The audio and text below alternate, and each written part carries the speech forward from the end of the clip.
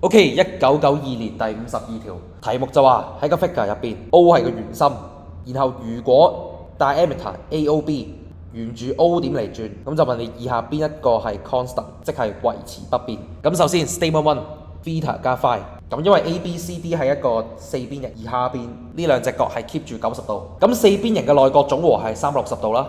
咁所以呢 theta 加 phi 再加兩隻90度，即係180度，咁啊等於360度，咁 theta 加 phi 就等於180度，咁啊 keep constant， 咁所以呢 statement one 係啱嘅。然後 statement two AC 加 BD， 咁我哋可以想像一下，我哋喺 O 畫一條線落去 CD， 咁啊同 CD 垂直，咁我哋當呢一點係 E 咁先算啦。咁因為 O 係喺 A 同 B 嘅中間點，咁所以呢 AO 等於 OB， 咁我哋都可以好直觀咁樣知道呢 OE 其實係 AC 同埋 BD 嘅一半。咁換句話嚟講 ，AC 加 BD 其實就係 OE 乘2。咁因為 diameter 係沿住 O 點嚟轉啦，咁所以 OE 嘅距離永遠都係一樣。咁所以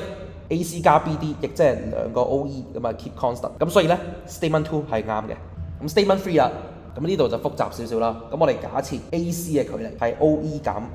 X， 咁 BD 嘅距離就係 OE 加 X， 咁 AC 乘 BD 就會變咗做 OE 減 X 乘 OE 加 X， 咁就變咗做 OE square 減 X square。